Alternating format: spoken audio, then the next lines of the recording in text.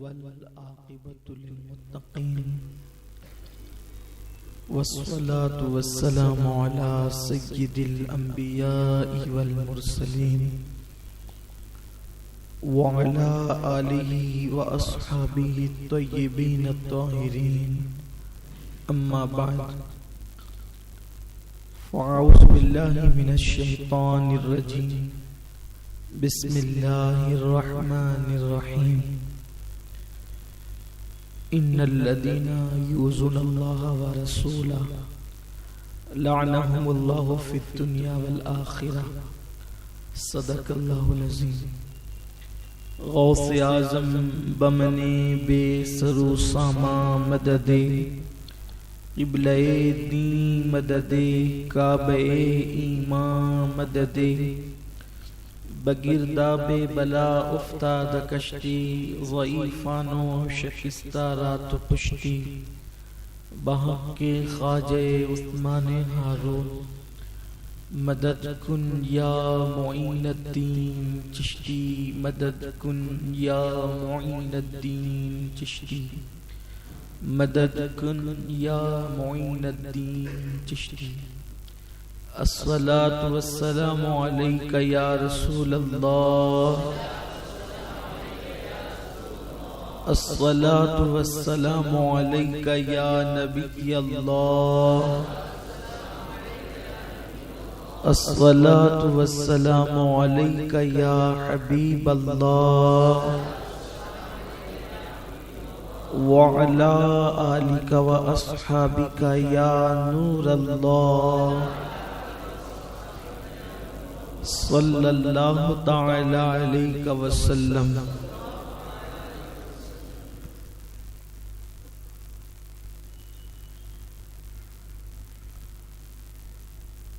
آیہ کریمہ کے جس حصے کی تلاوت کرنے کا شرف حاصل کیا اس کے متعلق اللہ رب العزت مجھے حق کہنے اور آپ تمامی حضرات کو حق سن کر اس پر عمل کرنے اور اسے عام کرنے کی توفیق عطا فرمائے. اس وقت دنیا بھر میں لوگ مسائل اور مصائب کا شکار ہیں. اکثر لوگ مسائل میں گھرے ہوئے ہیں اور مصیبتوں کا شکار.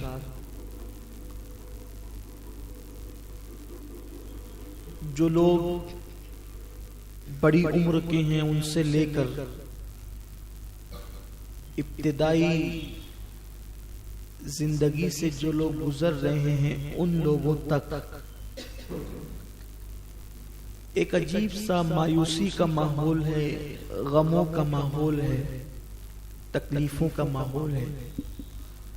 حتیٰ کہ ایک نوجوان ابھی جس نے 16-17 سال کی عمر کا جوان ابھی جس نے جوانی کی دہلیز پہ قدم نہیں رکھا ہے، ابھی وہ بالغ ہوا ہے، اس کو شعور آیا ہے، اس کو بھی دیکھیں تو وہ ایک عجیب سے ٹینشن میں نظر آتا ہے. لوگوں کے چہروں پر جو ایک بشاشیت ہونی چاہیے، ایک کھلتا پن ہونا چاہیے، خوشی کی جو بہار ہونی چاہیے، اندرونی طور پر جو مسرتوں کا ماحول ہونا چاہیے. ایک ہوتا ہے انسان کا مجبوراً مسکرانا، اندر سے کچلے جانے کے بعد بھی مجبوراً مسکرانا، اور ایک ہوتا ہے واقعی خوش رہنا. ان دونوں میں فرق ہے. جو اندرونی طور پر خوش ہیں اگر وہ نہیں بھی مسکراتے ہیں تو اچھے لگتے ہیں، اور جو اندر سے غموں کے کڑوے گھونٹ پی رہے ہیں تو ان کی مسکراہٹوں کے اندر بھی روکھا پن نظر آتا ہے. تو آخر ایسا کیوں ہے کہ مسکراہٹوں کے اندر سے بھی حسن ختم ہو گیا ہے اور لوگ جو ہے وہ مصیبتوں میں، مشکلوں میں، پریشانیوں کے اندر جھج رہے ہیں اندر سے. یہ میں 30 سال 35 سال 40 سال 50 سال 80 سال والوں کی بات نہیں کر رہا. ابھی جوانی کی دہلیز پہ قدم رکھا ہے، لوگ ٹینشن میں ہیں، اور اس ٹینشن کا نتیجہ یہ ہے کہ ہندوستان ہی نہیں بلکہ پوری دنیا میں چھوٹی چھوٹی عمر کے لڑکے لڑکیاں خودکشی کر رہے ہیں۔ کوئی دوا کھا کے خودکشی کر رہا ہے، کوئی پھانسی لے کر خودکشی کر رہا ہے، کوئی جو ہے وہ اونچی عمارتوں سے خود کو گرا کر خودکشی کر رہا ہے۔ انسانوں کو سکون نہیں ہے، لوگ بے چین ہو گئے، بے قرار ہو گئے، تسکین نہیں ہے دلوں کو۔ کروڑوں پتی ہونے کے بعد بھی دلوں کو سکون اور تسکین نہیں۔ ہر قسم کا سامان ہے، عیش و عشرت کے سارے سامان موجود ہیں، کمر کے نیچے نرم گدے موجود ہیں، سر کے اوپر بہترین چھت موجود ہے، پنکھے موجود ہیں، بدن کے اوپر قیمتی لباس موجود ہے، لیکن دلوں کو سکون نہیں ہے۔ میں سمجھتا ہوں کہ یہ صرف چند لوگوں کی نہیں بلکہ یہ پوری دنیا کی کہانی ہے۔ انسان دل کے سکون کے لیے کبھی سیریلوں کے پاس بیٹھتا ہے۔ ہم لوگ سیریلوں کی مخالفت کرتے ہیں، اور بے شک وہ انسان کے لیے مضر ہے، نقصان دہ ہے، لیکن میرے خیال میں 90% لوگ سیریل شوق سے نہیں دیکھتے بلکہ وہ اپنے ٹینشن کو ہلکا کرنے کے لیے دیکھتے ہیں، وہ اپنے دل کو سکون دینے کے لیے دیکھتے ہیں، وہ اپنے دلوں کی تسکین کے لیے دیکھتے ہیں کہ چلو تھوڑا سا ٹائم پاس ہو جائے۔ فلموں کا جو مزاج بڑھ رہا ہے، اسی لیے تھوڑی دیر کے لیے انسان خوش ہونا چاہتا ہے۔ ٹی وی پر ایسے ایسے پروگرامات حکومت کی طرف سے نئے نئے داخل کیے جا رہے ہیں کہ لوگوں کو ہنسایا جائے، باضابطہ طور پر ہنسنے ہنسانے کے لیے لوگوں کو خطیر رقم دی جاتی ہے، بڑی رقم دی جاتی ہے، اور وہ ایسی باتیں کرتے ہیں، چٹکلے بیان کرتے ہیں، لطیفے بیان کرتے ہیں تاکہ لوگ ہنسے، لیکن ہنسنے سے خوشی نہیں ملتی۔ یہ بات بہت قیمتی عرض کر رہا ہوں، ہنسنے سے خوشی نہیں ملتی، خوشی کسی اور چیز کا نام ہے۔ اگر ہر ہنسنے والا خوش ہوتا تو پھر خوشی کے موقع پر انسان کی آنکھوں سے آنسو کیوں نکلتے؟ ہر رونے والا غمگین نہیں ہوتا اور ہر ہنسنے والا خوش نہیں ہوتا، اس لیے کہ خوشی کہوں کا نام نہیں ہے بلکہ خوشی دل کی کیفیت کا نام ہے۔ غم نکلنے والے آنسوؤں کا نام نہیں ہے بلکہ دل کی کیفیت کا نام ہے، کیونکہ کبھی کبھی تو انسان خوشی میں بھی روتا ہے، خوشی کے بھی آنسو نکلتے ہیں، خوشی سے انسان کی آنکھوں میں آنسو آتے ہیں۔ تو میرے پیارے آقا صلی اللہ علیہ وسلم کے پیارے دیوانوں، خوشی کا مقام نہ زبان ہے نہ آنکھ ہے، تو یہ جو ہنسانے کا انتظام کیا جا رہا ہے لوگوں کو، وہ لوگ یہ سمجھتے ہیں کہ ٹی وی پر چٹکلے سن کر، لطیفے سن کر، قہقہے لگا کر لوگوں کو خوشیاں مل جائے گی۔ نہیں، لوگوں کو قہقہے لگا کر کے خوشی نہیں ملے گی۔ جتنی دیر تک وہ قہقہے میں ہوں گے اتنی دیر تک تو ان کا ٹائم برباد اور پاس ہو سکتا ہے، لیکن جب وہ قہقہے کی محفل ختم ہوگی تو پھر ان کے سر پر وہ غموں کا بوجھ اور بڑھ جائے گا، ان کا ٹینشن اور بڑھ جائے گا، ان کی فکر اور بڑھ جائے گی۔ تو لوگوں کو دلی سکون کی ضرورت ہے، اس وقت لوگوں کا دل خوش کیا جائے۔ لوگوں کے دلوں کو جب تک کہ خوشی میسر نہیں آئے گی اس وقت تک کہ ان کی کوئی دولت، ان کا کوئی مکان، ان کا کوئی لباس، ان کی کوئی غذا ان کے لیے مفید نہیں ہو سکتی۔ تو لوگ خوشی اگر حاصل کر لیں تو پھر ان کو ریت کی تپتی ہوئی جو ہے وہ چبھن میں بھی، تپتی ہوئی ریت پر بھی ان کو سکون کی نیند آتی ہے۔ جب دل خوش ہوتے ہیں، جب دل مسرور ہوتے ہیں تو ریت پر بھی انسان کو سکون کی نیند آتی ہے، اور جب دل خوش نہیں ہوتا، دل بے چین ہوتا ہے تو نرم گدوں پر بھی انسان کو سکون کی نیند نہیں آتی۔ اور یہ اس وقت تو پوری دنیا غموں میں گھری ہوئی ہے، اس وقت تو پوری دنیا تردد اور افکار میں گھری ہوئی ہے۔ اس دنیا کو خوشی کیسے ملے گی؟ خوشی کیسے ملے گی؟ ہم خوش کیسے رہیں گے؟ باضابطہ طور پر بڑے بڑے اسکالروں نے اور لیکچرار حضرات نے اس طریقے کی باتیں کی ہے، خوش رہیے خوش رہیے، لیکن خوشی کوئی دکان پر ملنے کا کوئی بسکٹ تو نہیں ہے، خوشی کوئی آلہ تو نہیں ہے موبائل کی طرح کہ آپ جا کر کے خرید لیں۔ اگر خوشیاں خریدی جاتی تو مالدار لوگ خوش رہتے، غریب کبھی خوش نہیں ہو سکتا تھا۔ پھر خوش رہنے کا طریقہ کیا ہے؟ خوشی کیسے نصیب ہوگی؟ بس ایک طریقہ ہے خوش رہنے کا، دلوں کی تسکین کا، دلوں کے سکون کا۔ زندگی پر بہار کیسے ہوگی؟ زندگیوں کے اندر خوشیاں کیسے آئے گی؟ زندگیوں کے اندر لطف کیسے آئے گا؟ یہ بے لطف زندگی، اجاڑ زندگی، خزاں سے لتڑی ہوئی زندگی، نالہ و فریاد کی زندگی، آہو بکا کی زندگی، تباہی اور بربادی کی زندگی۔ بار بار آپ نے مجھ سے اور ہم سے بڑے بڑے خطبہ سے سنا ہوگا، شام ویران، یمن ویران، عراق ویران، دنیا ویران، اور ابھی تو یہ چند ممالک ہے، پتہ نہیں آگے آگے کون ویران ہوگا۔ بلکہ کافی نے تو یہاں تک کہہ دیا، حضرت کافی نے، کہ بلبلیں اڑ جائے گی، سونا چمن رہ جائے گا۔ اور کافی نے صرف اپنی بات نہیں کی، کافی نے بہت کافی کہہ دیا، اس لیے کہ قرآن کہتا ہے کل من علیہا فان وَيَبْقَى وَجْهُ رَبِّكَ ذُو الْجَلَالِ وَالْإِكْرَامِ۔ انہوں نے قرآن پہ نظر رکھ کر کے کہا، لیکن بات یہ کرنی ہے کہ اس وقت تباہی اور ویرانی کے ماحول میں پربہار زندگی کا راز کیا ہے؟ خوشی والی زندگی کا راز کیا ہے؟ مسرت والی زندگی کا راز کیا ہے؟ آپ کو بتاؤں، داڑھی رکھ کر بھی لوگ پرسکون نہیں، ٹوپی پہن کر بھی لوگ پرسکون نہیں، کرتے پاجامے پہننے والے بھی بہت سارے ہیں جن کو سکون نہیں۔ کیا وجہ ہے؟ سب غموں کے اندر ڈوبے ہوئے ہیں۔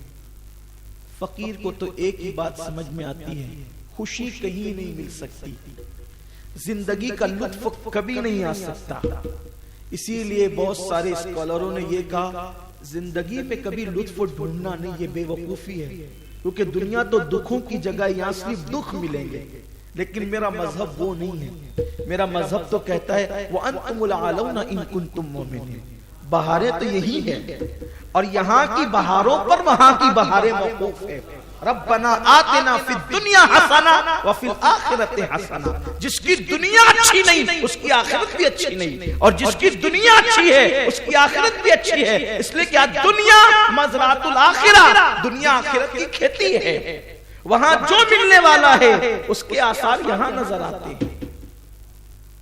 زندگی کے اندر اجاڑ پر نہیں ہے، زندگی کے اندر خزاں نہیں ہے، زندگی کے اندر تباہی اور بربادی نہیں ہے، لیکن پر لطف زندگی لائے کہاں سے؟ پرسکون زندگی لائے کہاں سے؟ کیوں سکون نہیں ہے؟ کیوں خوشیاں نہیں ہیں؟ کیوں راحتیں نہیں ہیں؟ کیوں اطمینان نہیں ہے؟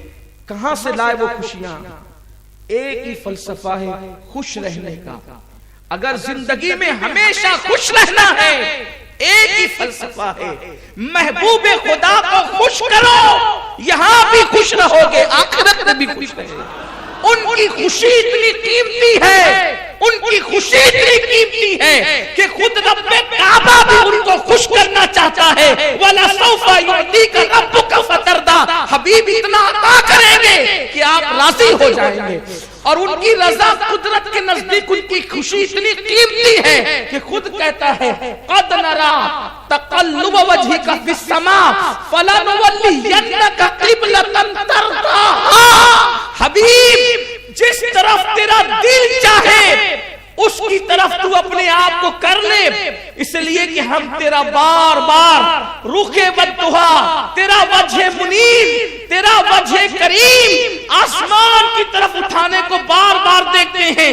محبوب ان قریب ہم اسی کو قبلہ بنا دیں گے جو تیری چاہت ہے، اس لیے کہ تیری خوشی ہمیں عزیز ہے۔ قبلہ کیا بنے گا، کون بنے گا؟ قدرت اس سے بے نیاز ہے، اس لیے کہ فَسَمَّا وَجْهُ اللَّهِ، جدھر رخ کر ادھر خدا کا جلوہ موجود ہے، لیکن پیارے جلوہ تو ہر جگہ ہمارا ہے، قبلہ کدھر ہو اس سے خدا بے نیاز ہے۔ ہمیں قبلہ نہیں تیری خوشی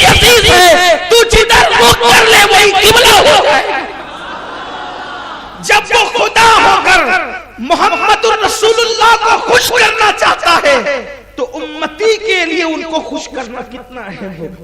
اگر ہم حضور کو ایک ہی خوشی ہے, حضور کو خوش کر لیں, دنیا بھی خوشی میں اور آخرت بھی خوشی میں ڈھل جائے. انہیں خوش. ہم اس لیے غمگین ہیں کہ حضور کو خوش نہیں کرتے. ہم اس لیے غمگین ہیں, زندگی پر لطف نہیں ہے, لطف روٹ کر چلی گئی ہے, لطف زندگی سے روٹ کر چلا گیا ہے, خوشیاں زندگی سے روٹ کر چلی گئی. منا لاؤ ان خوشیوں کو, لیکن وہ خوشیاں کسی دکان میں, کسی مے خانے میں نہیں ملے گی. وہ خوشیاں کسی اللہ اکبر آرائش اور زیبائش میں نہیں ملے گی. بس ایک ہے, محمد الرسول اللہ کو خوش کرو, ہر خوشی تمہیں مل جائے. اور ان کو خوش نہیں کیا تو میرا اللہ فرماتا ہے ان الذین یؤذون اللہ ورسولہ لعنہم اللہ فی الدنیا والآخرہ. جو میرے محبوب کو اذیت پہنچاتے ہیں, اللہ فرماتا ہے جو اللہ اور اس کے رسول کو تکلیف پہنچاتے ہیں, اذیت پہنچاتے ہیں, لعنہم اللہ فی الدنیا والآخرہ, اللہ ان سے رحمت کو چھین لے گا دنیا میں بھی اور آخرت میں. رحمت چھین لی جائے. اللہ کو تو کوئی اذیت پہنچا نہیں سکتا. بس یہاں پر میرے اللہ نے اپنی اذیت اس لیے بیان کی, بات اتنی ہے, اللہ کے لیے نہیں کہتا, صرف سمجھانے کے لیے کہتا. جب محبت اس حد کو پہنچتی ہے نا, جب محبت اس حد کو پہنچتی ہے, تاکس نہ گوید بعد ازاں تو دی گرم من دی گری. جب محبت اس کو پہنچتی ہے کہ جب چوٹ تجھے لگے تو درد ہمیں محسوس ہو, چوٹ تجھے لگے اور درد ہمیں محسوس ہو, یہ محبت کی انتہا ہوتی ہے. قدرت کو تو کوئی اذیت پہنچا نہیں سکتا, اس کو کبھی اذیت نہیں پہنچتی. آپ مر جائیں وہاں کوئی فرق نہیں پڑتا, آپ جیسے 50 مر جائیں, ہم جیسے کروڑوں مر جائیں, اس لیے کہ زندگی اسی نے دی ہے, موت اسی نے دی ہے. کہیں صفے ماتم بچتا ہے لیکن وہاں کوئی الصمد ہے, وہ وہاں زندگی اور موت کی حیثیت کیا ہے. کروڑوں مرتے ہیں, کروڑوں جیتے ہیں, وہ غموں سے پاک ہے اور وہ ہماری طرح خوشیوں سے بھی پاک ہے. ہماری طرح اس کو خوشیاں نہیں ہوتی, کیونکہ خوشی کو محسوس کرنے کے لیے دل چاہیے اور وہ دل سے پاک ہے. یہ ایک الگ سا عنوان ہے. وہ بے نیاز ہے, معاذ اللہ, العیاذ باللہ, کسی جگہ اس کا گھر ڈھا دیا جائے, وہ شان بے نیازی, اس کی ربوبیت میں کوئی فرق نہیں آتا. اس کو کوئی اذیت نہیں پہنچا سکتا. تو کیوں اذیت اس کو پہنچ نہیں سکتی؟ تو بے نیاز. تو پھر کیوں کہ ان الذین یؤذون اللہ ورسولہ, بے شک جو پہنچاتے ہیں اللہ اس کے رسول کو اذیت, تو یہاں بالکل وہی معاملہ ہے کہ محبوب اذیت تجھے پہنچتی ہے. جس نے تجھے تکلیف پہنچائی تو گویا اس نے اللہ کو تکلیف دی.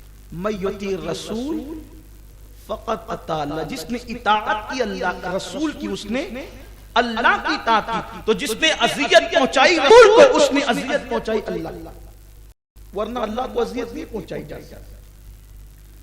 انسان پورا میخانہ اٹھا کے پی جائے, اللہ تعالیٰ کو کیا اذیت پہنچائی؟ تو مرتا ہے مر, تو جہنم میں جاتا ہے جا, وہ بے نیاز ہے. لیکن اس کو اذیت نہیں پہنچتی. اذیت پہنچتی ہے محبوب کو. تو محبوب کو اذیت پہنچتی ہے تو محبوب کی وجہ سے, کیونکہ پیار حبیب کا نا محبوب کو غمگین دیکھتا ہے, محبوب کو غمگین دیکھتا ہے, تو پھر اس کی رحمت بے چین ہو جاتی ہے. اس کی رحمت بے چین ہو جاتی ہے جب محبوب کو غمگین دیکھتا ہے. تو اذیت اس طرح اللہ کو پہنچتی ہے کہ محبوب کو اذیت پہنچائی جس نے گویا اس نے اللہ کو اذیت پہنچائی. تو اب محبوب کو تکلیف کب پہنچتی؟ جو خوشیاں چھین لی گئی ہے مسلمانوں سے, بس وجہ یہ ہے کہ ہم نے رسول پاک کو خوش کرنا چھوڑ دیا. اور جس دن ہم حضور کی خوشی کا خیال کریں گے ہر خوشی ہمارے گھر چل کر آئے گی, ہمارے قدموں میں چل کر آئے گی. تو حضور کو اذیت کب پہنچتی ہے؟ جب کوئی بندہ رسول پاک کی نافرمانی کرتا ہے, حضور نے جن چیزوں سے منع کیا ان چیزوں کو کرتا ہے, حضور کو اذیت پہنچتی, حضور کو تکلیف پہنچتی. اب آپ اندازہ کریں, اس حدیث کے آئینے میں دیکھیں ہم میں کتنے لوگ ہیں کہ ایک دن میں حضور کو کتنی بار خوش کرتے اور کتنی بار تکلیف پہنچاتے, کتنی بار اذیت پہنچاتے.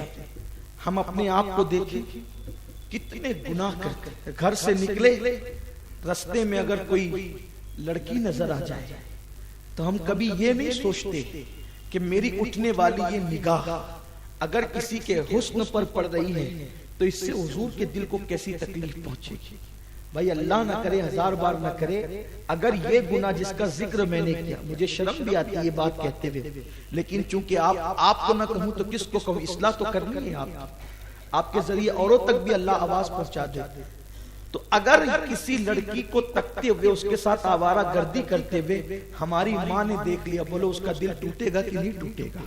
اس کا دل دکھے گا کہ نہیں دکھے گا؟ اس بدبخت کو اسی دن کے لیے دودھ پلایا تھا, اس بدبخت کو اسی دن کے لیے چلنا سکھایا تھا, اس بدبخت کو اسی دن کے لیے اپنے ہاتھوں سے کھلایا تھا. بولو ماں چار چار آنسوؤں سے روئے گی کہ نہیں روئے گی؟ ماں دوپٹے سے آنسو پوچھے گی کہ نہیں پوچھے گی؟ ماں بے قرار ہوگی کہ نہیں ہوگی؟ اللہ اکبر.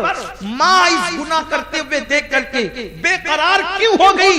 کیونکہ ماں کے دل کے اندر بیٹے کی محبت ہے, اس محبت نے اس کو بے چین اور بے قرار کر دیا. اللہ اکبر. ہزاروں مائیں مل کر ایک اپنے بیٹے سے جتنا پیار نہیں کر سکتی, اس سے زیادہ مصطفیٰ جان رحمت اپنی امت سے پیار کرتے ہیں. اور حضور زندہ ہیں, حضور حاضر و ناظر ہیں, حضور ہماری جانوں سے زیادہ قریب ہے. اب ہم جو بھی کام کرتے ہیں اللہ کے رسول صلی اللہ علیہ وسلم اس کو ملاحظہ کرتے ہیں, حضور اس کو دیکھتے ہیں. اب ہمارے کام حضور گندے دیکھ کر کے حضور کے دل کو تکلیف پہنچتی کہ نہیں پہنچتی؟ حضور کے دل کو اذیت پہنچتی کہ نہیں پہنچتی؟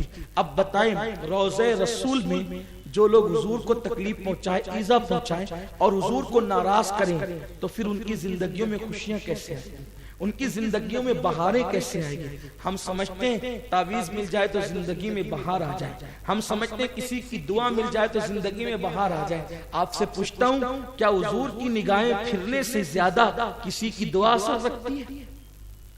حضور جس کو چنکار دے خدا کی رحمت اس کی بلائیں لیتی ہے. حضور جس سے نظر پھیر لے خدا کی رحمت اس سے نظر پھیر لیتی.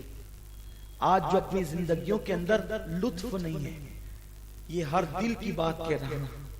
میں کوئی لطیفہ سنانے نہیں آیا, میں کوئی فلسفہ بیان کرنے نہیں آیا, لیکن یہ ہر دل کی بات ہے. یہ جو آج سماج کے اندر نشہ عام ہو رہا ہے, کتا گولیاں نوجوان لڑکے کھا رہے ہیں, میخانے تک پہنچ رہے, زنا کے اڈوں تک پہنچ رہے. آج کے لڑکے جو چھتوں سے کود کر کے چھلانگ لگا کے مر رہے ہیں, پھانسیاں لے رہے ہیں, دوا کھا کر مر رہے ہیں, انجیکشن لے کر نشہ کر رہے ہیں. زندگیوں میں لطف نہیں. کیوں لطف نہیں؟ حضور کو خوش کرو, حضور کو راضی کرو, ان کو خوش کر لو, زندگی کی ہر بہار ملے گی, ہر زندگی کی انشاءاللہ تعالی آرائش آپ کو نصیب ہوگی. آپ کو بتاؤں صحابہ کے پاس کیا تھا؟ صحابہ کے پاس کیا تھا؟ تن کو کپڑے بھی نہیں تھے, پیٹ کو روٹی نہیں تھی. ان کے مکانات ایسے تھے کہ ہاتھ اٹھاؤ تو چھت پہ لگے, لیکن وہ کتنے خوش تھے. خدا کی قسم وہ خوش بھی تھے اور خوش نصیب بھی تھے. وہ خوش بھی تھے اور خوش نصیب بھی تھے. کیوں؟ وہ حضور کو ہمیشہ خوش رکھتے, وہ حضور کو ہمیشہ راضی رکھتے تھے. اور دیکھ لیا جہاں کہ حضور ناراض ہو گئے, وہ تڑپ جاتے تھے, وہ بے قرار ہو جاتے تھے, وہ بے چین ہو جاتے تھے. آج وہ بے چینی ہمارے اندر نہیں. دیکھیے بہت پیاری سی بات آپ کے سامنے شاید آپ نے سنی ہوگی. حضور کی ناراضگی ان کو ہر چیز سے, حضور کی ناراضگی ان کو ہر چیز سے زیادہ سخت ترین تھی. ان کو کوئی نقصان اتنا بڑا نہیں لگتا تھا جتنا حضور کی ناراضگی پر ان کو نقصان لگتا تھا. ایک مرتبہ آقائے کریم رؤوف الرحیم صلی اللہ علیہ وآلہ وسلم ایک رستے سے تشریف لے جا رہے ہیں. آقا کریم صلی اللہ علیہ وسلم نے دیکھا کہ ایک صاحب نے ضرورت کے بغیر بہت اونچا مکان تعمیر کیا، اور وہ اونچا مکان مسجد سے اوپر ہو گیا. ضرورت ہو تو ٹھیک ہے، ضرورت کے بغیر اونچا مکان مسجد سے اوپر چڑھا دیا، تعمیر اوپر کر دیا، مسجد سے بڑا مکان بنا دیا. اللہ کے حبیب غیبدہ نبی صلی اللہ علیہ وسلم نے پوچھا یہ مکان کس کا ہے؟ صحابہ نے عرض کی یا رسول اللہ یہ فلاں ابن فلاں کا مکان ہے. میرے آقا مصطفیٰ کریم رؤوف الرحیم صلی اللہ علیہ وسلم کے چہرے پر ناگواری کے آثار ظاہر ہوئے. سرکار نے علیہ الصلوۃ والتسلیم نے ناراضگی کا اظہار فرمایا. اس کے بعد پھر کیا ہوا؟ اس صحابی تک کسی نے وہ بات پہنچائی. کیا بات پہنچائی؟ بات یہ پہنچائی کہ اللہ کے حبیب نے تمہارا اونچا مکان مسجد سے دیکھ کر سرکار علیہ السلام کے چہرے پر ناراضگی کے آثار ظاہر ہوئے. وہ صحابی نے یہ بات سنی اور سورج غروب ہونے سے پہلے وہ پورے مکان کو زمین بوس کر دیا اور آقا کی بارگاہ میں آیا یا رسول اللہ جس مکان کی اونچائی نے آپ کو ناراض کر دیا تھا وہ مکان اس قابل تھا ہی نہیں کہ اس کا وجود باقی رہتا. سورج غروب ہونے سے پہلے میں نے اس کو زمین بوس کر دیا ہے، اس کی اونچائی کو ختم کر دیا ہے. میرے پیارے آقا صلی اللہ علیہ وسلم کے پیارے دیوانوں، بظاہر وہ بات اتنی بڑی نہ تھی کہ کسی کا مکان اونچا ہو یہ ناجائز و حرام نہیں ہے، لیکن یہ حضور علیہ الصلوۃ والتسلیم کی صحابہ کو تربیت تھی، قناعت پسندی کی. آقا کریم صحابہ کی تربیت فرما رہے تھے. اللہ کے حبیب صلی اللہ علیہ وسلم نے زبان سے کوئی بات نہیں کی، صرف چہرے پر ناگواری کے آثار آئے. اللہ کے حبیب کے اس سچے دیوانے نے، اس عاشق رسول نے سورج غروب ہونے سے پہلے مکان کو زمین بوس کر دیا.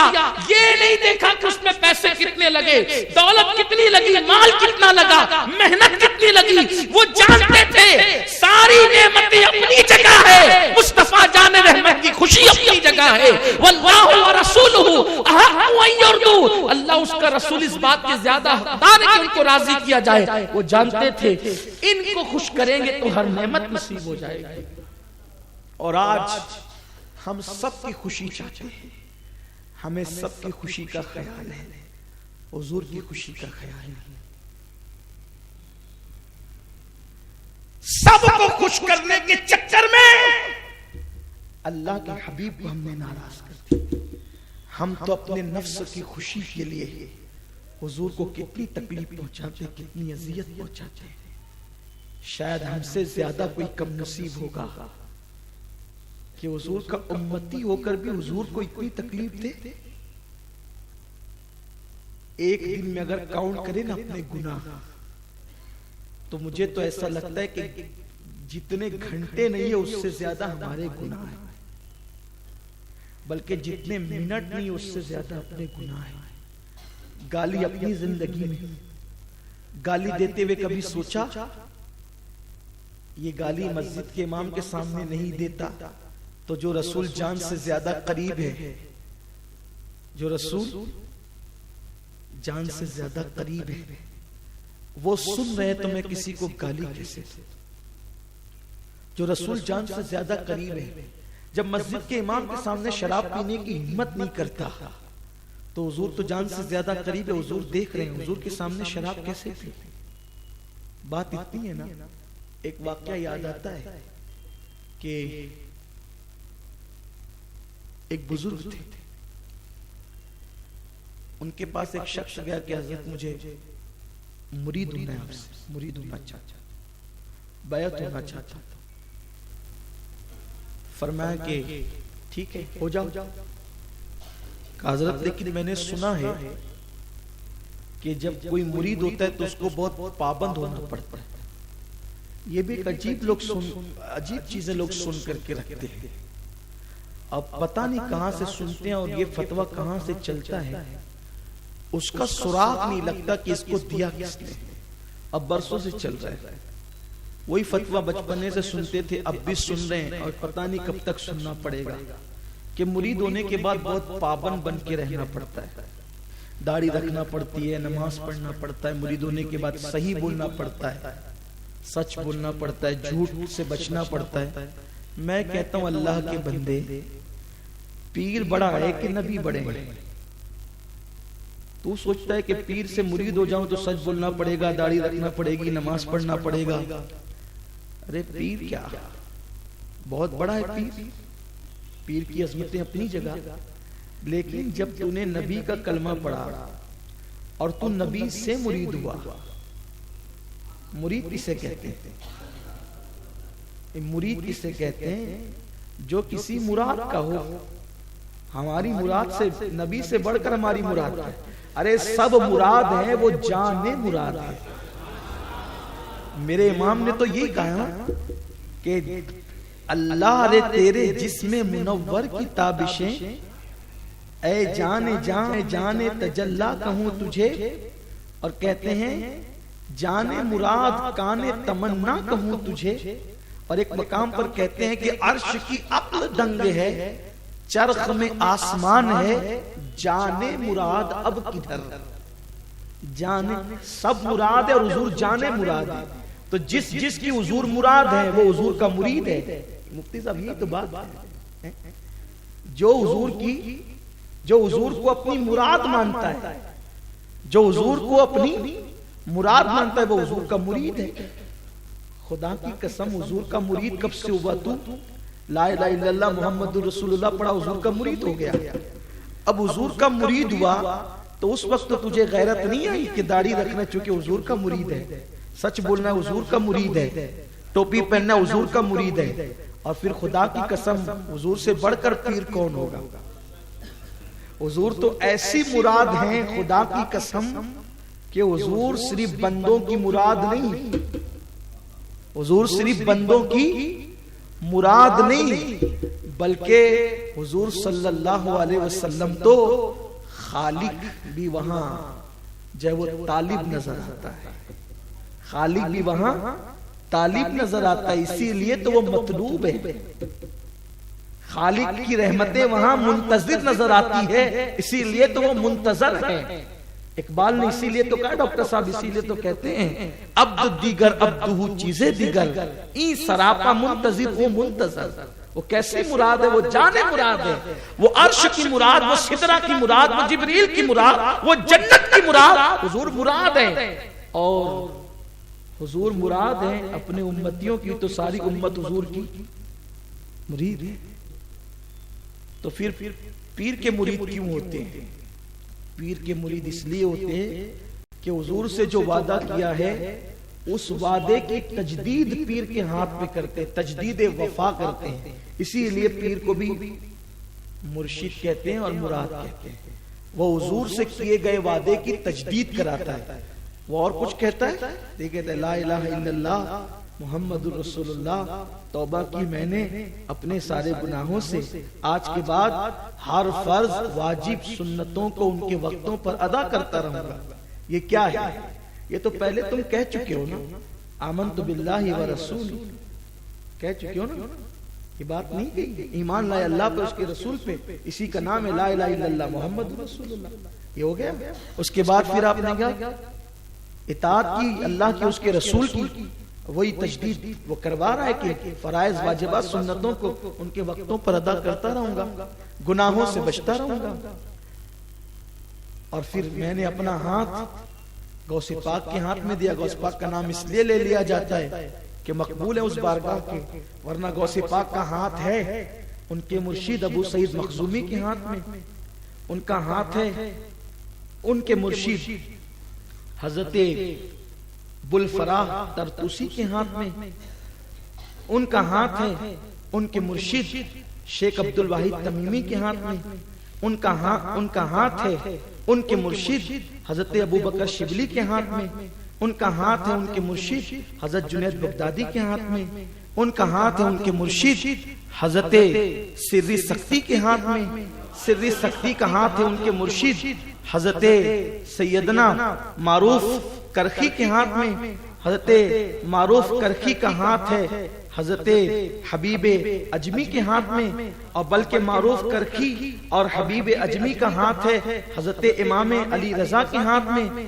اور ان کا ہاتھ ہے حضرت امام موسیٰ کاظم کے ہاتھ میں، اور ان کا ہاتھ ہے حضرت امام جعفر صادق کے ہاتھ میں، ان کا ہاتھ ہے حضرت امام محمد باقر کے ہاتھ میں، اور ان کا ہاتھ ہے حضرت سیدنا امام زین العابدین کے ہاتھ میں، اور ان کا ہاتھ ہے حضرت سیدنا امام عرش مقام امام ہمام حضرت امام عرش مقام سیدنا امام حسین کے ہاتھ میں، ان کا ہاتھ ہے ان کے والد حضرت مولا علی امام علی کے ہاتھ میں، اور ان کا ہاتھ ہے حضرت سید الانبیاء قائد المرسلین محمد رسول اللہ کے ہاتھ میں۔ ان کا نام لے کر گویا کہ ہم یہ کہتے ہیں کہ اب ان کے ہاتھ میں دے دیا تو وہاں تک وہ پہنچا دیں گے، لیکن بات تو اس لیے ہے کہ تجدید وفا کرتے ہیں۔ باقی مرید تو انہی سے ہونا ہے، مرید تو انہی سے ہونا ہے، پوری کائنات جن کی مرید ہے اور وہ ساری کائنات کی مراد ہے۔ پیر تجدید وفا کرتا ہے، وفا کی تجدید کا درس دیتا ہے پیر، بس پیر کا کام اتنا ہے۔ یہ بات دماغ سے نکال دو، ہم مرید اس لیے نہیں ہوتے کہ سچ بولنا پڑے گا، داڑھی رکھنا پڑے گا، نماز پڑھنا، نہیں بھی مرید ہوں گے تو آپ کو یہ سب کرنا ہے کیونکہ آپ مسلمان ہیں۔ ادخلوا فی السلم کافہ، حتیٰ کہ اگر اونٹنی کا دودھ بھی ناپسند کیا چونکہ محبوب کو نے پی لیا ہے تو اب تیری مرضی اس پر بھی نہیں چلنی ہے۔ محبوب نے جس چیز کو پی لیا تو اس کو ناپسند نہیں کر سکتا، اگرچہ وہ اونٹنی کا دودھ ہو۔ اب تیری طبیعت نہیں چلے گی، حبیب کی طبیعت چلے گی۔ اور جن چیزوں سے دل دور بھاگتا ہو اور وہ حضور نے پسند کیا ہو تو سمجھ لینا کہ دل کے اندر کوئی نہ کوئی نفاق کی بیماری ضرور ہے۔ اسی لیے کسی نے باتوں باتوں میں دسترخوان پر کہہ دیا کہ میں کدو کو پسند نہیں کرتا، لوکی کو۔ فاروق اعظم نے تلوار اٹھائی اور میں تجھے قتل کر دوں گا۔ کیوں؟ کیونکہ تو نے اس کو ناپسند کیا جس کو میرے محبوب نے پسند کیا۔ بات سبزی کی نہیں ہے، بات سبزی کی نہیں ہے، بات سبزی کی نہیں ہے، بات محبوب کی پسند کی ہے۔ اب بتائیں اگر سبزی محبوب کی پسند ہو جائے، اس کو کوئی ناپسند کرے تو فاروق اعظم اس کی گردن اڑانے کی بات کریں، اور حضور نے جس عمل کو پسند کر لیا اور اس کو عبادت کا درجہ دے دیا، اب اس پر کوئی عمل نہ کرے، اس کو کوئی ناپسند کرے معاذ اللہ، تو اس کے دل کی کیسی بیماری ہوگی۔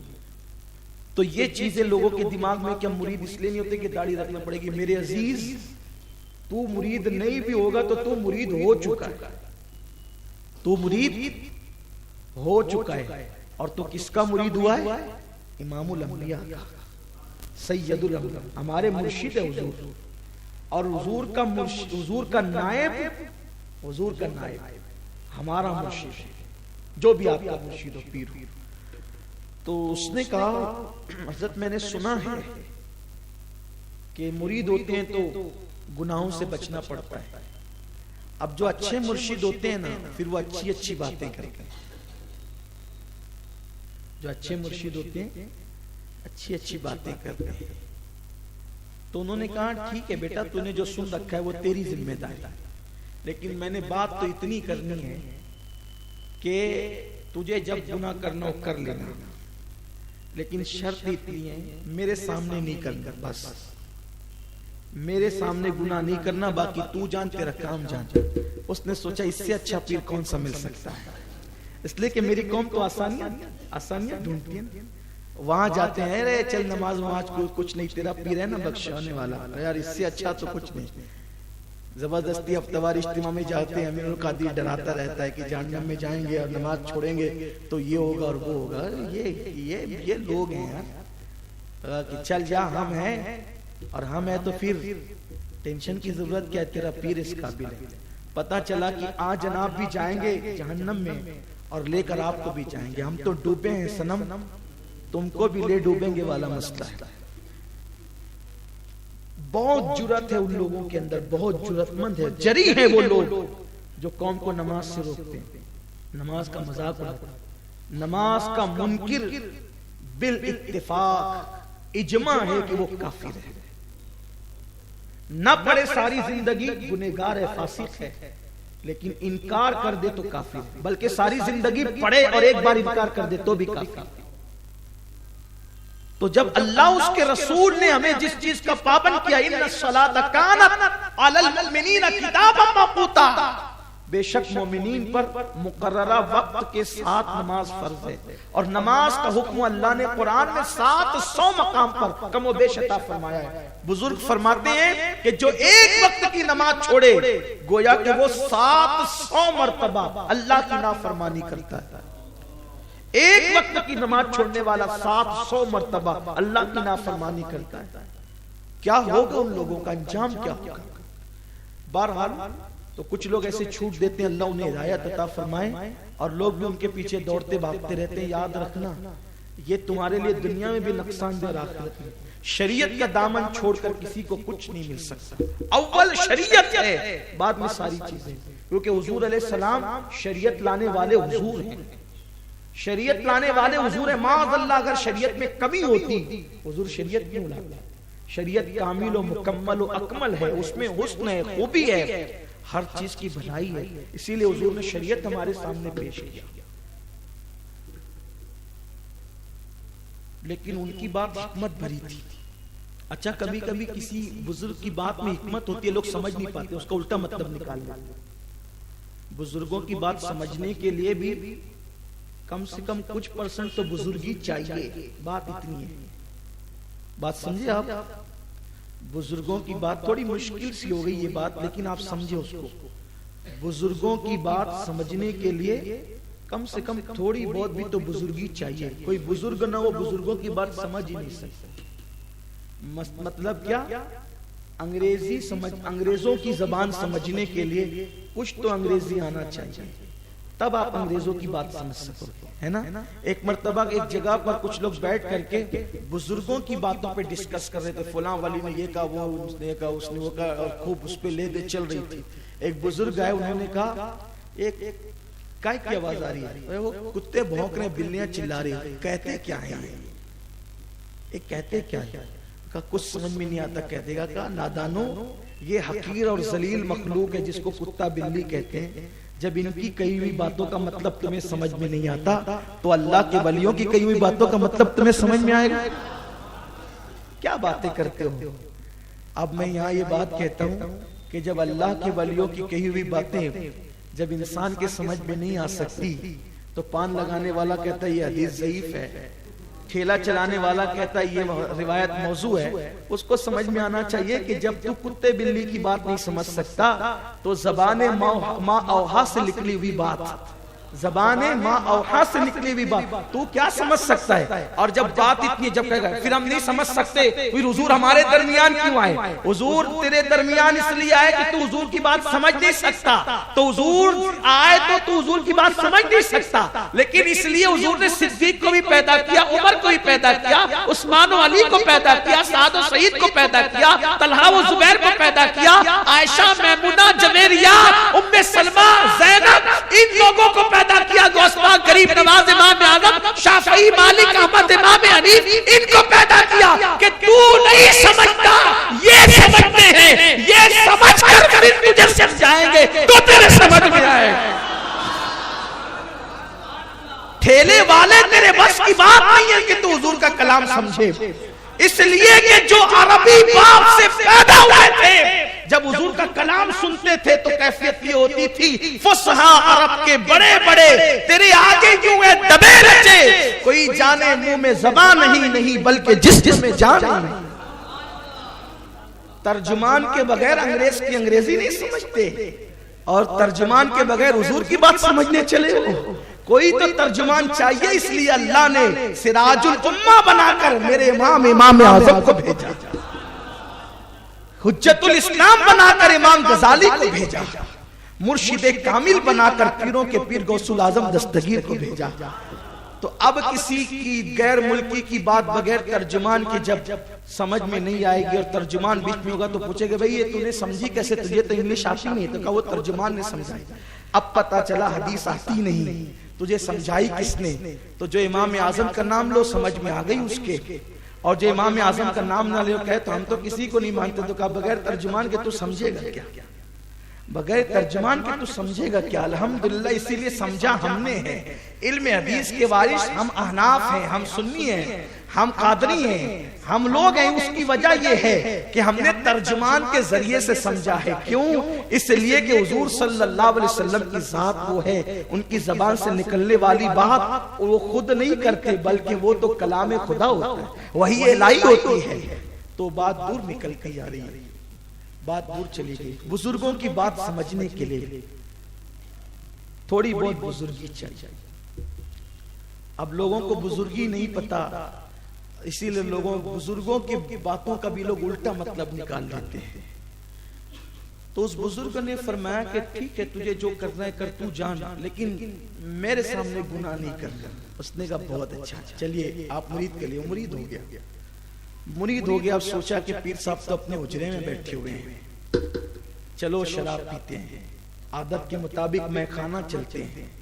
جیسے میخانے میں گئے، اندر داخل ہوئے، روزانہ کی طرح بیٹھے، سراہی ہنڈے لی، جام ہاتھ میں لیا، لبوں کے قریب کرنے لگے تو دیکھا کہ سامنے پیر صاحب کھڑے ہیں. اوہو یہ کہاں سے آتے؟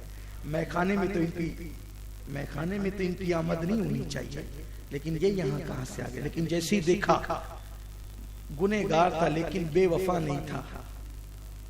چونکہ وفا کا وعدہ کیا تھا تو بات آ گئی، جام چھوڑ دیا، نکل گئے، بھاگو یہاں سے. اس لیے کہ یہاں تو مرشد موجود ہے. بس پھر آگے بڑے، کوئی یار مل گیا. کہاں سے رہے ہو؟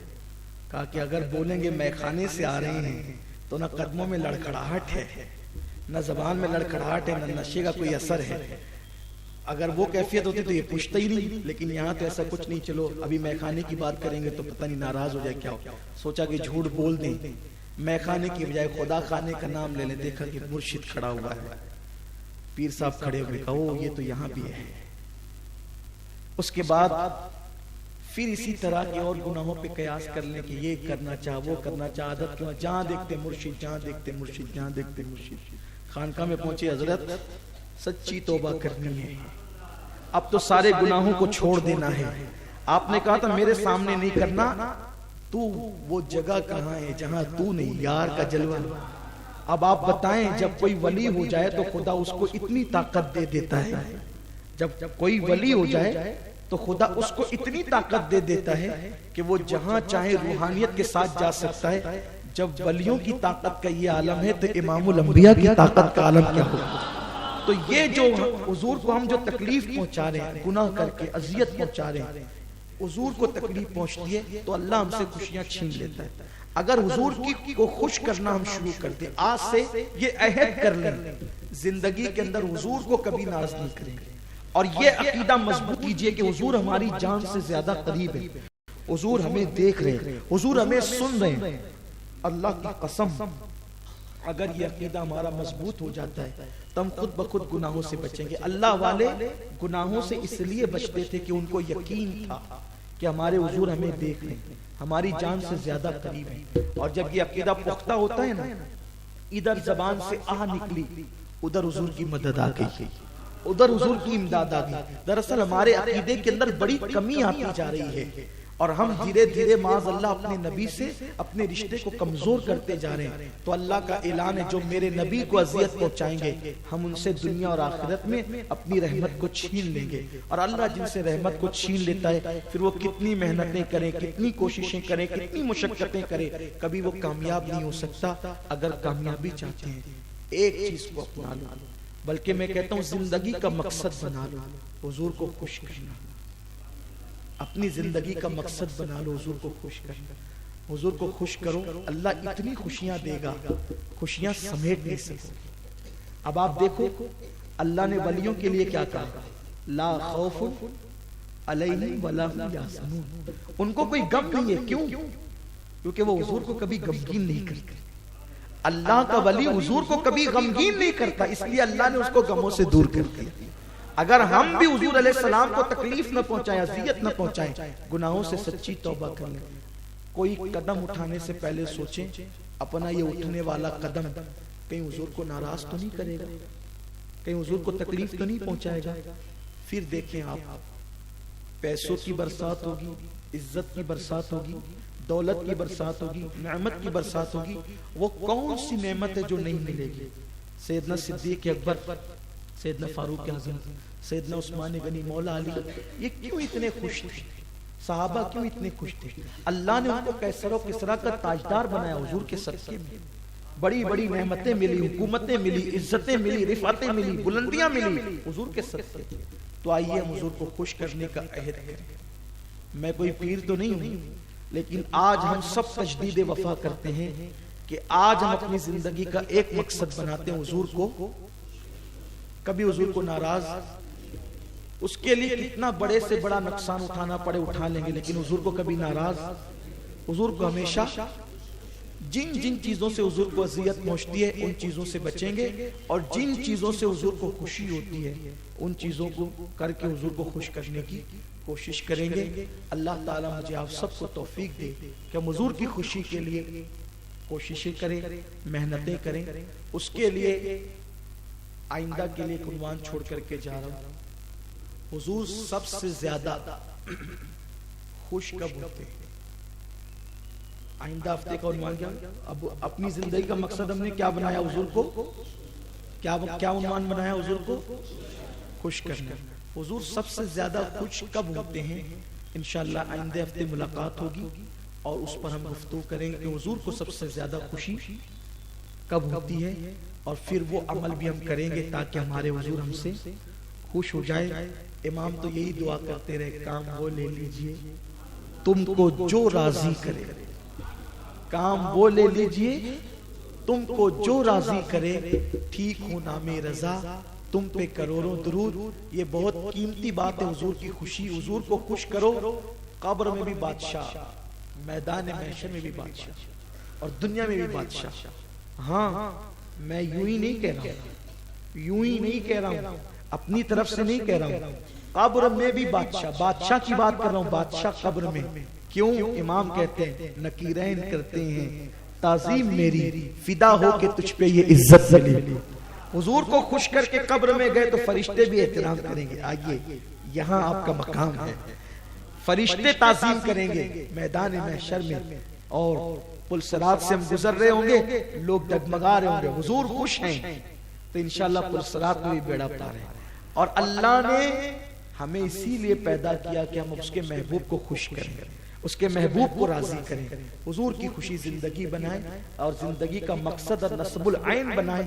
اور میں امید کرتا ہوں کہ اس مشن کو ہم زندگی میں کبھی فراموش نہیں کریں گے کہ حضور علیہ السلام کی خوشی کو پیٹ کے پیچھے کبھی نہیں رکھیں گے، بلکہ ہمیشہ اپنی نگاہوں کے سامنے رکھیں گے۔ دوران گفتگو اگر کوئی غلطی ہو تو اللہ معاف فرمائے۔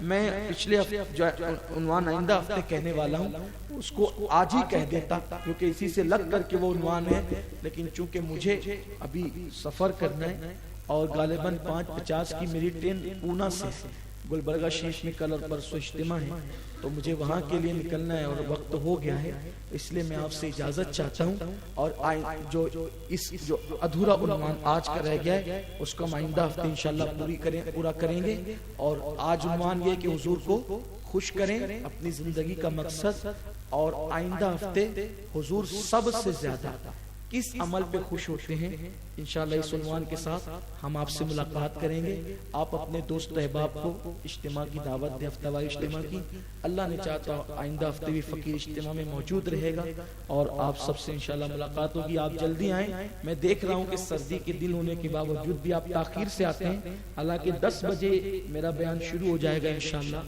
اللہ نے چاہا تو، اور 11 بجے ہم پروگرام سردی کی وجہ سے ختم کر دیں گے۔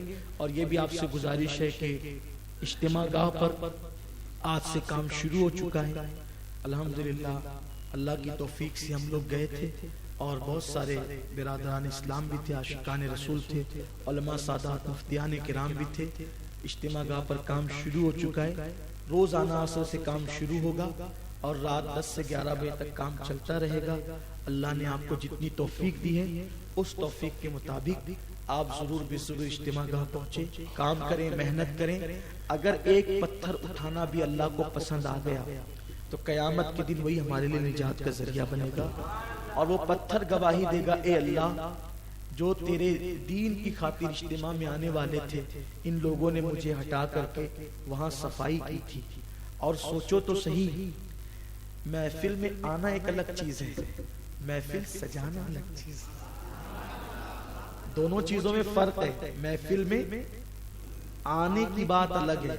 اب محفل میں آنے کی فضیلت کیا ہے؟ حدیث پاک ہے جو ذکر کی محفل میں آتے ہیں اللہ ان کو محروم نہیں کرتا. وہ حدیث آپ نے سنی ہوگی نا, اللہ ان کو محروم نہیں کرتا. کن کو؟ جو ذکر کی محفل میں آتے ہیں. بلکہ حدیث تو یہاں تک ہے کچھ لوگ ذکر کی محفل سے گزرتے ہوئے کھڑے ہو جاتے ہیں, فرشتے ان کا بھی ذکر کرتے ہیں. اللہ وہ ذکر کے لیے نہیں آیا تھا بلکہ وہ تو رستے سے کسی کام سے جا رہا تھا, کھڑا ہو گیا. اللہ فرماتا ہے اس کو بھی محروم نہیں کریں گے, اس کو بھی جنت عطا کریں گے.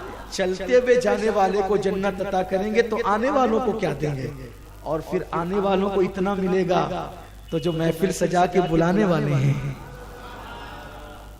تو ہم آتے بھی ہیں الحمدللہ. آتے تو ہیں آپ لوگ, بار بار آتے ہیں ماشاءاللہ. جب محفل ہو جب آتے ہیں, جب بلاؤ جہاں بلاؤ آتے ہیں. مالیگاؤں کے کسی کونے میں بلا لو آ جاتے ہیں. لیکن اب ایک بڑا کام ہمیں کیا کرنا ہے؟ آتے رہے ہیں لیکن اب بلانے والے بھی بنے, سجانے والے بھی بنے. خوب محنت کرنا انشاءاللہ. ہم سب کو اجتماع کے لیے محنت کرنا ہے نا انشاءاللہ.